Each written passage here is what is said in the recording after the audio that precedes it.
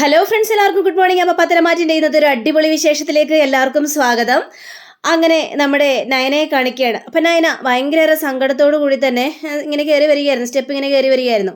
ആ സമയത്താണ് നവ്യ വരുന്നത്. അപ്പോൾ നവ്യ ഈ കാഴ്ച കണ്ടു കഴിഞ്ഞപ്പോഴേക്കും നവ്യക്ക് ഭയങ്കര സന്തോഷം. അപ്പം നവ്യ, എടി നിനക്ക് ഭയങ്കര സങ്കടം തോന്നുന്നുണ്ടല്ലേ, നിന്റെ ഭർത്താവ് ജയിലായി കഴിഞ്ഞപ്പോഴേക്കും നിനക്ക് സങ്കടം തോന്നുന്നുണ്ടല്ലേ എന്നൊക്കെ ചോദിച്ചപ്പോഴേക്കും അതേച്ചി എനിക്ക് സങ്കടമുണ്ട്, കാരണം ആദർശേട്ടൻ ഒരു തെറ്റും ചെയ്തിട്ടില്ല, അതുകൊണ്ട് എനിക്ക് സങ്കടമുണ്ട് ചേച്ചി. ഇതിടപ്പോഴേക്കും നിന്റെ ആദർശ് തെറ്റ് ചെയ്തിട്ടില്ലെന്നോ? നിന്റെ ആദർശാണ് ഇവിടെ തെറ്റ് മുഴുവനും ചെയ്തിരിക്കുന്നത്. എന്നിട്ട് ആ തെറ്റുകളെല്ലാം എൻ്റെ അഭിയുടെ തലയിലേക്ക് ഇടാനായിട്ട് ശ്രമിച്ചുകൊണ്ടിരിക്കുന്നു. എൻ്റെ അഭി ജയിലിലേക്ക് പോയി കഴിഞ്ഞപ്പോഴേക്കും നിങ്ങൾ ആഘോഷിക്കുകയായിരുന്നല്ലോ, എന്താ അതൊക്കെ മറന്നുപോയോ? ഇപ്പോൾ അടിക്ക് തിരിച്ചടി കിട്ടിക്കഴിഞ്ഞപ്പോഴേക്കും നിനക്കത് സഹിക്കാനായിട്ട് പറ്റുന്നില്ലേ നയനെ എന്നിങ്ങനെ സംസാരിച്ചുകൊണ്ടിരിക്കുമ്പോഴാണ് അനിയുടെ വരവ്. അപ്പോൾ അന ചോദിക്കുകയാണ്, എന്താ ഏട്ടത്തി ഇത്? നയനേട്ടത്തി ആണെങ്കിൽ ആകെ സങ്കടപ്പെട്ട് വല്ലാത്തൊരവസ്ഥ നിൽക്കുകയാണ്. ആ സമയത്ത് ദേ കുത്തി നോവിക്കുകയാണോ? ദേ ഇങ്ങനെയൊന്നും ചെയ്യാനായിട്ട് പാടില്ലല്ലേ, നിർത്തടാ. എന്നെ ഉപദേശിക്കാൻ വരാൻ നീ ആരാടാ? നീ എന്തിനാടാ എന്നെ ഉപദേശിക്കാൻ വരാനായിട്ട്? ദേ എൻ്റെ ഭർത്താവ് ജയിലിലായപ്പോൾ നിങ്ങൾക്ക് ആർക്കും ഒരു കൂസലും ഉണ്ടായിരുന്നില്ലല്ലോ. ആ സമയത്ത് നിങ്ങളൊക്കെ കൈകൊട്ടി ആഘോഷിക്കായിരുന്നില്ലേ എൻ്റെ അഭി ജയിലിൽ പോയപ്പോൾ? അപ്പോന്നും നിങ്ങൾക്ക് ഒരു സങ്കടം ഉണ്ടായിരുന്നില്ല. ഇപ്പോൾ ആദർശ് ജയിലിൽ പോയി കഴിഞ്ഞപ്പോഴേക്കും നിങ്ങൾക്കതൊന്നും സഹിക്കാനായിട്ട് പറ്റുന്നില്ലല്ലേ? ഇതൊക്കെയാടാ അടിക്ക് തിരിച്ചടി എന്ന് പറയുന്നത്. ഇത് കേട്ട അനിയാണെങ്കിൽ ദേ ആദർശേട്ടൻ എൻ്റെ ചേട്ടന് ഒരു തെറ്റും ചെയ്യില്ല, അത് ഞങ്ങൾക്ക് 100% സത്യം അറിയാവുന്ന കാര്യം തന്നെയാണ്. പക്ഷേ അഭിയേട്ടൻ അങ്ങനെയല്ല, അഭിയേട്ടൻ തെറ്റുകാരൻ തന്നെയാണ്. ഏട്ടത്തി ഒന്ന് ആലോചിച്ച് നോക്ക്. ആദർശേട്ടൻ ആദ്യം സ്നേഹിച്ചത് നവ്യേച്ചിയല്ലേ? പക്ഷേ എന്നിട്ട് അതിനിടയിൽ കയറി അഭിയേട്ടൻ നിങ്ങളെ സ്നേഹിച്ചു. അപ്പോൾ നിങ്ങൾ അവൻ്റെ വലയിൽ വീണു. അപ്പം തന്നെ നിങ്ങൾക്ക് അവൻ്റെ സ്വഭാവം ശരിക്കും മനസ്സിലായതല്ലേ? അതേടാ, എനിക്ക് അഭിയുടെ സ്വഭാവം ശരിക്കും മനസ്സിലായതാണ്. അന്നേരമൊക്കെ ഞാൻ മനസ്സുകൊണ്ട് ഇങ്ങനെ ആലോചിച്ചായിരുന്നു, ഇവൻ്റെ പോലുള്ളവരുടെ ഒപ്പം എങ്ങനെ ജീവിക്കുമെന്ന്, എങ്ങനെയെങ്കിലും വിട്ടു പോയാലോന്ന് വരെ ഞാൻ ആലോചിച്ചതാ. പക്ഷേ ഇപ്പം എനിക്ക് മനസ്സിലായി, എൻ്റെ അഭിയാണ് ശരിയെന്ന്. ആദർശ് പേരും കള്ളനാണെന്നും എനിക്ക് മനസ്സിലായി എന്ന് പറയാണ്. അതുകൊണ്ടാണല്ലോ അനഘയെന്ന് പറഞ്ഞൊരു പെണ്ണ് ഉണ്ടായതും അതിലൊരു കൊച്ചും ഉണ്ടായതും. അനഘയുടെ ബോധമൊന്നും തെളിയട്ടെ. ആ സമയത്തെ ആദർശിന് ചൂല് വെച്ച് അടിക്കും. ഇത് കേട്ട് കഴിഞ്ഞപ്പോഴേക്കും നമ്മുടെ അനിയാണെങ്കിൽ ആരെയെ ചൂല് വെച്ച് അടിക്കാൻ പോകുന്നത് നമുക്ക് കണ്ടറിയാം. ഒരിക്കലും അനഘ എന്ന് പറഞ്ഞ ആ സ്ത്രീ എണീറ്റ് വന്നാലും എൻ്റെ ആദർശേട്ടനെ ദേ കാല് തൊട്ട് വണങ്ങേയുള്ളൂ. കാരണം ആ പെണ്ണിൻ്റെ കുഞ്ഞിന് ഒരു നല്ലൊരു ജീവിതം കൊടുത്തതാണ് എൻ്റെ ആദർശേട്ടൻ എന്നും പറഞ്ഞുകൊണ്ട് നമ്മുടെ അനി അവിടെ കിടന്ന് വാദിക്കുകയാണ്. അപ്പോൾ ഈ നയന പറയാണ്, വേണ്ട അനി, ഒന്നും പറയണ്ട. പറഞ്ഞാൽ മനസ്സിലാത്തവരുടെ മുന്നിൽ ഒന്നും നമ്മൾ തെളിവ് നികത്തിയിട്ട് യാതൊരു കാര്യമില്ല. അവരിങ്ങനെ പറഞ്ഞുകൊണ്ട് തന്നെ ഇരിക്കും. അതുകൊണ്ട് ഈ കാര്യത്തെക്കുറിച്ച് ഇനി സംസാരം വേണ്ട അനി, വിട്ടേര്. അപ്പോഴേക്കും നവ്യാണെങ്കിൽ അതെ വിട്ടേര്, അത് തന്നെയായിരിക്കും എല്ലാവർക്കും നല്ലത്. കുറേ അനുഭവിക്ക്, ഞാൻ അനുഭവിച്ച സങ്കടം മുഴുവനും നിങ്ങളും അനുഭവിക്ക് എന്നും പറഞ്ഞുകൊണ്ട് നവ്യ അവിടെ നിന്ന് പോവുക. നവ്യ പോയപ്പോഴും നയനക്ക് ഭയങ്കര സങ്കടം. ഏട്ടത്തി, എന്തിനാ ഏട്ടത്തി ഇതൊക്കെ ഇങ്ങനെ മറച്ചു വെച്ചുകൊണ്ട് നടക്കുന്നത്? സത്യങ്ങളെല്ലാം തുറന്നങ്ങോട്ട് പറഞ്ഞൂടെ? അപ്പോൾ ഈ അഹങ്കാരവും വാചകൊടിയൊക്കെ നിൽക്കും. അതാണ് വേണ്ടത് ഏട്ടത്തി എന്നൊക്കെ പറയുമ്പോൾ പറയണവർ പറയട്ടെ, പക്ഷേ എനിക്കെൻ്റെ ആദർശേട്ടൻ ഇങ്ങോട്ട് വന്നാൽ മാത്രം മതി അനി എന്നിങ്ങനെ സംസാരിക്കുകയാണ്. അങ്ങനെ പിന്നീട് കാണിക്കുന്നത് നമ്മുടെ നന്ദുവിനെയാണ്. അപ്പം നന്ദു ആണെങ്കിൽ നന്ദുവിൻ്റെ അമ്മയോടും അച്ഛനോടൊക്കെ പറയാ, ഏതായാലും ദേ നയനേച്ചിയും ബാക്കിയുള്ളവരെല്ലാവരും ഒക്കെ ഈ സത്യങ്ങളെല്ലാം അറിഞ്ഞട്ടോ, അറിഞ്ഞ് വല്ലാത്തൊരവസ്ഥ നിൽക്കുന്നത്. അത് പറയാൻ വേണ്ടി അനി എന്നെ വിളിച്ചത്. നയനേച്ചി അറിഞ്ഞു കഴിഞ്ഞപ്പോഴേക്കും സഹിക്കാൻ പറ്റുന്നില്ലെന്നാ നയനേച്ചി ഇവിടെ കിടന്ന് കരയുകയാണെന്ന് എന്നൊക്കെയാണ് പറഞ്ഞത്. ആ വീടൊരു മരണ വീട് പോലെയാണ് ഇപ്പോൾ തോന്നുന്ന അനി എന്നോട് പറഞ്ഞത്. ഇതൊക്കെ കേട്ട് കഴിഞ്ഞപ്പോഴേക്കും ദൈവമേ എന്ത് ചെയ്യും ഞാൻ?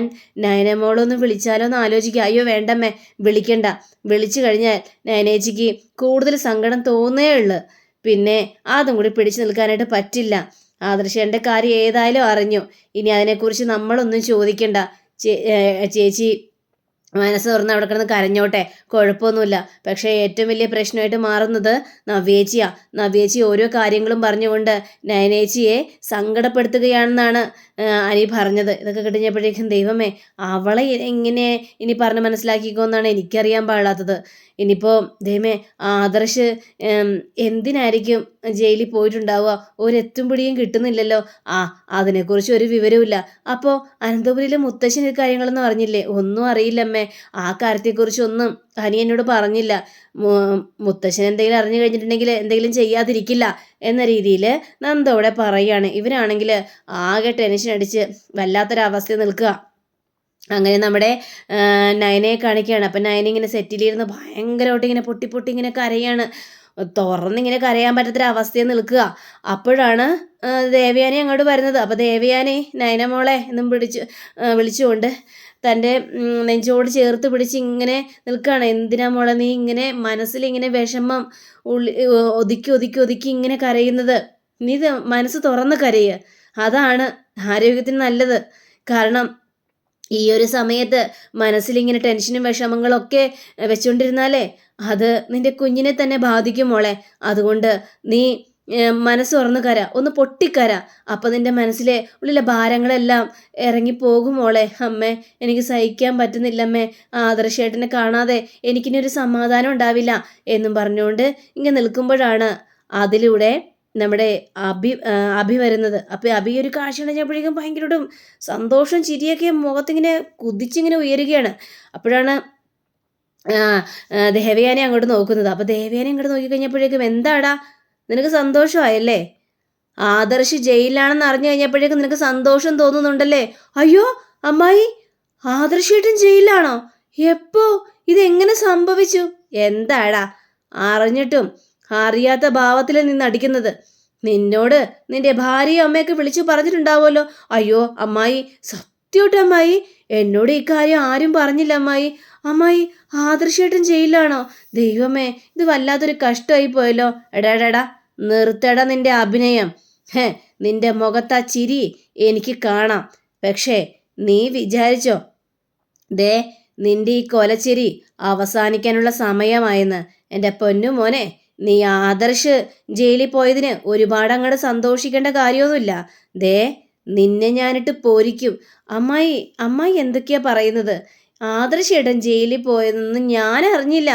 ഇപ്പൊ ദേ ഇവിടെ വന്നപ്പോൾ അമ്മായി പറഞ്ഞപ്പോഴാണ് ഞാൻ അറിയുന്നത്. നിന്റെ അമ്മയ്ക്കിട്ടുള്ള പണിയും ഞാൻ കൊടുത്തിട്ടുണ്ട്. ഇനിയും വരാൻ കിടക്കുന്നതേ ഉള്ളൂ. ഞങ്ങളുടെ ദുഃഖം കണ്ട് നിങ്ങൾ രണ്ടുപേരും സന്തോഷിക്കണ്ട.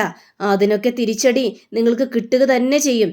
ഇപ്പോ ഞാനും ദേ എൻ്റെ മോളൊക്കെ എല്ലാം നഷ്ടപ്പെട്ടൊരവസ്ഥ നിൽക്കുകയാണ്. ഇനി ഞങ്ങൾക്കൊന്നും ചിന്തിക്കാനില്ല. എല്ലാ സത്യങ്ങളും എല്ലാവരോടും തുറന്നു പറയാനായിട്ട് എനിക്ക് അറിയാഞ്ഞിട്ടൊന്നുമല്ല. എന്നിട്ടപ്പോഴേക്കും ആദർശേട്ടൻ ജയിലിൽ പോയതിന് എന്നോട് എന്തിനാണ് അമ്മായി ഇങ്ങനെ ദേഷ്യപ്പെട്ട് സംസാരിക്കുന്നത്? അതിന് മാത്രം ഞാനൊന്നും ചെയ്തില്ലല്ലോ എന്നൊക്കെ പറഞ്ഞുകൊണ്ട് ആബി അവിടെ കിടന്ന് ഉരുണ്ട് മറിഞ്ഞങ്ങോട്ട് കളിക്കുകയാണ്. ഇതുപോലെ എന്താന്ന് പോലും അറിയാൻ പറ്റാത്തൊരവസ്ഥ. അങ്ങനെ പിന്നീട് കാണിക്കുന്നത് നമ്മുടെ ജലജയും അതേപോലെ തന്നെ അബിയും കൂടി ഇരുന്ന് ഇങ്ങനെ സംസാരിക്കുക. ഏതായാലും അമ്മേ സന്തോഷമായി. ഇപ്പോൾ ഇവിടെ ഒരു മരണ വീട് പോലെയാണല്ലോ. എല്ലാവരും കണ്ണീരൊഴുക്കി ഒലിപ്പിച്ചുകൊണ്ട് നടക്കുകയാണ്. വേണം മോനെ, അത് തന്നെയാണ് വേണ്ടത്. നമ്മളേക്കിട്ട് ഒരുപാട് ദ്രോഹിച്ചല്ലേ. ഇപ്പം ആദർശിൻ്റെ ഈ ഒരു വിവരം അറിഞ്ഞു കഴിഞ്ഞപ്പോഴേക്കും ആർക്കും ഒന്നും സഹിക്കാനോ ക്ഷമിക്കാനോ ഒന്നും പറ്റുന്നില്ല. എല്ലാവരും തകർന്ന് തരിപ്പണമായൊരവസ്ഥയാണ്. ഇതൊന്നും ആഘോഷിക്കേണ്ട കാര്യം തന്നെയാണ്. എനിക്കിട്ടേ കുറെ പണി ഒപ്പിച്ചിട്ടുണ്ട് എന്നും പറഞ്ഞുകൊണ്ട് ഇവർ ഉല്ലസിച്ച് ചിരിച്ചുകൊണ്ട് ഈ കാര്യങ്ങളെല്ലാം പറയാം. ആ സമയത്താണത് ദേവയാനി വരുന്നത്. അപ്പോൾ ദേവയാനിയെ കണ്ടു കഴിഞ്ഞപ്പോഴേക്കും അമ്മേ മിണ്ടല്ലേ മതിയാ വരുന്നു എന്ന് പറഞ്ഞപ്പോഴേക്കും ദേവയാനി അങ്ങോട്ട് വരികയും ചെയ്യണേ. എന്താ ഇവിടെ രണ്ടുപേരും കൂടി ഇരുന്ന് ഉല്ലസിച്ചിരിക്കുന്നത്? അയ്യോ ചിരിക്കാനോ ഏട്ടത്തി? ചിരിച്ചോന്നല്ല, ആദർശ് മോൻ്റെ കാര്യം പറയായിരുന്നു. വല്ലാത്തൊരു കഷ്ടമായി പോയല്ലോ എന്ന്. അതെ, വല്ലാത്തൊരു കഷ്ടമായിപ്പോയി. നീ ഞാൻ പറഞ്ഞ ജോലികൾ മുഴുവനും തീർത്തോടി?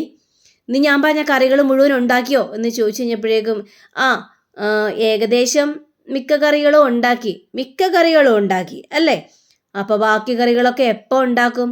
ഞാൻ പറഞ്ഞ കറികൾ മുഴുവനും ഉണ്ടാക്കിയ മതിയാവുള്ളൂ എന്ന് ജലജയോട് പറയാണ്, ഏട്ടത്തി ഏട്ടത്തി എനിക്ക് വയ്യ, ഈ ജോലി ചെയ്ത് ചെയ്ത് ഞാൻ മടുത്തു ഏട്ടത്തി. എന്തിനാ ഏട്ടത്തി എന്നെക്കൊണ്ട് ഇങ്ങനെയൊക്കെ ചെയ്യിപ്പിക്കുന്നതെന്ന് ചോദിക്കുമ്പോൾ, നിന്നെക്കൊണ്ട് എന്തിനാ ചെയ്യിപ്പിക്കുന്നതെന്നോ? നിന്റെ വായക്കൊരു കുഴപ്പമില്ലല്ലോ, എപ്പോഴും ഓരോ കാര്യങ്ങളും പറഞ്ഞുകൊണ്ട് നീ ഉല്ലസിച്ചിരിച്ച് നടക്കുന്നുണ്ടല്ലോ.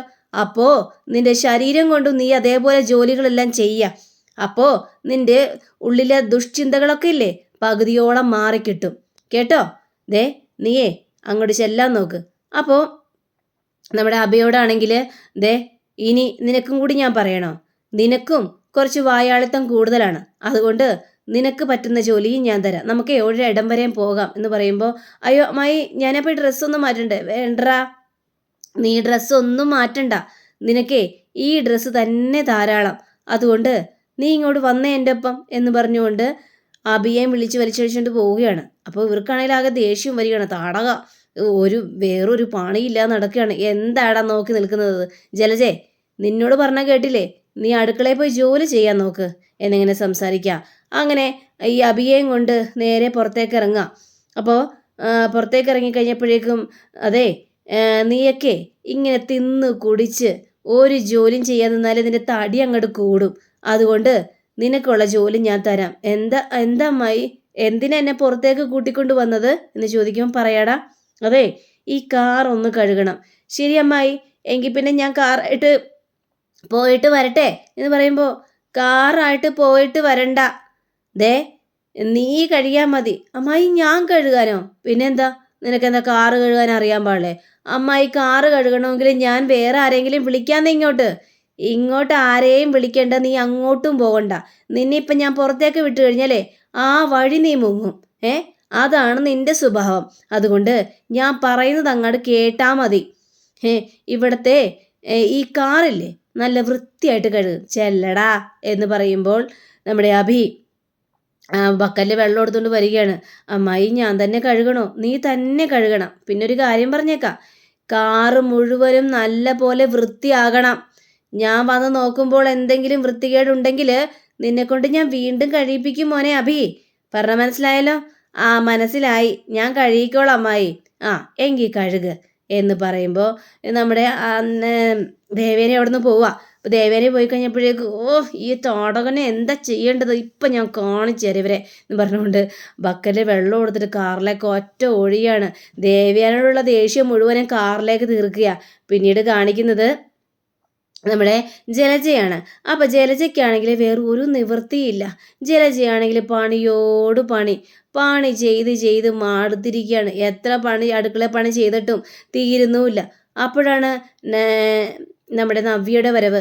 അപ്പോൾ നവ്യ ചോദിക്കുകയാണ്, എന്താ അമ്മ ഇത്, ജോലിയൊന്നും തീർന്നില്ലേ, ഒന്നും ഉണ്ടാക്കി കഴിഞ്ഞില്ലെന്ന് ചോദിക്കുമ്പോൾ, എങ്ങനെ തീരാനാണോ മോളെ, ദേ ഒരെണ്ണം കഴിയുമ്പോൾ ഒരെണ്ണം തന്നോണ്ടിരിക്കുമല്ലേ, ചെയ്തേതും ഞാൻ മടുത്തു. അമ്മ എന്തിനാണ് അമ്മ അവരെ പേടിക്കുന്നത്? അങ്ങനെ പേടിച്ചു കഴിഞ്ഞാൽ ശരിയാകും അമ്മേ. പിന്നെ എന്ത് ചെയ്യും പേടിക്കാതെ? പറയുന്ന ജോലിയൊന്നും ഇവിടെ ചെയ്തില്ലെങ്കിൽ വേണമെങ്കിൽ ഇറക്കി വിടാതിരിക്കാൻ വേണ്ടിയാണ് അവർ പറയുന്നത് മുഴുവനും ഞാൻ ചെയ്തുകൊണ്ടിരിക്കുന്നത്. എൻ്റെ മോന് ജോലിയും കൂലിയൊന്നും ഇല്ലല്ലോ, അപ്പോൾ എന്ത് ചെയ്യും? ഇവർ പറയുന്ന അനുസരിച്ചല്ലേ മതിയാവുള്ളൂ. അമ്മേ അങ്ങനെ അനുസരിക്കേണ്ട കാര്യമൊന്നും ഇല്ലല്ലോ, ഇതെന്തൊരു ഗതികേടാണ്. അബി എവിടെ അമ്മേ എന്ന് ചോദിക്കുമ്പോഴാണ് ദേവയാനിയുടെ വരവ്. അബിയോ? അബി പുറത്തുണ്ട്, കാറ് കഴുകുകയാണ്. കാറ് കഴുകാനോ? എന്താ അബിക്ക് എന്താ കാറ് കഴുകിക്കൂടെ എന്ന് ചോദിക്കുമ്പോൾ, ഇവിടെ വേറെ ആരുമില്ലേ കാറ് കഴുകാനായിട്ട്? വേറെ ആരുടെ ആവശ്യമില്ല, വെറുതെ തിന്നും കുടിച്ചും മുടിച്ചൊക്കെ നിൽക്കുകയല്ലേ, അപ്പോൾ ശരീരമാണെങ്കിൽ ഒന്ന് ജോലി ചെയ്യട്ടെ, അതായിരിക്കും നല്ലത്. ഇവിടെ അബിക്ക് ചെയ്യാൻ പറ്റുന്ന ജോലിയേ ഉള്ളൂ, മനസ്സിലായല്ലോ എന്ന് പറയുമ്പോൾ, ഇതേ വല്ലാത്ത കഷ്ടം തന്നെയാണ്. ഇതേപോലുള്ളൊരു വീട് ഞാൻ കണ്ടിട്ടില്ല. ശരിയാ, ഇതേപോലുള്ളൊരു വീട് കണ്ടിട്ടില്ല എന്ന് നിന്റെ അനിയത്തിയും പറയാറുണ്ട്. പക്ഷേ അത് നല്ല ഉദ്ദേശത്തോടു കൂടി തന്നെയാണ് പറയുന്നത്. ശാന്തിയും സമാധാനവും നന്മയും ഒക്കെ ഉള്ളൊരു വീടാണ് ഇതെന്ന് മിക്കവരും പറയാറുണ്ട്. ഇതൊക്കെ കേട്ട് കഴിഞ്ഞപ്പോഴേക്കും, അതെ അവള് പറയും ഇത് ശാന്തിയും സമാധാനവും നിറഞ്ഞ വീടാണെന്ന്. പക്ഷേ ഞാൻ പറയില്ല, ഇത് കപടം നിറഞ്ഞ വീടാണ്. നിങ്ങളുടെ മകനല്ലേ തെറ്റ് ചെയ്തത്, നിങ്ങളുടെ മകൻ തെറ്റ് ചെയ്തതിന് ദേ എൻ്റെ ഭർത്താവിനെയും അമ്മായിയമ്മയെയും ശിക്ഷിക്കേണ്ട യാതൊരു കാര്യമില്ല. അയാൾ ജയിലിൽ പോയതിന് അയാൾ തെറ്റ് ചെയ്തിട്ട് തന്നെയാണ്, അല്ലാതെ എൻ്റെ അബിയുടെ നെഞ്ചത്ത് കയറാൻ നിൽക്കരുത് എന്നൊക്കെ നവ്യ അവിടെ പറയുമ്പോൾ ദേവയാനി കാലി പോകേണ്ട ഒരു അവസ്ഥ നിൽക്കുക. അപ്പോൾ അങ്ങനെയും കാണിച്ചുകൊണ്ടാണ് നമ്മുടെ ഇന്നത്തെ റിവ്യൂ ഇവിടെ അവസാനിച്ചിരിക്കുന്നത്. അടുത്ത റിവ്യൂവിനായി കാത്തിരിക്കുക, സബ്സ്ക്രൈബ് ചെയ്യുക. എല്ലാവർക്കും നല്ലൊരു ദിനം ആശംസിച്ചുകൊണ്ട് തന്നെ നമസ്കാരം. Thank you. ബൈ.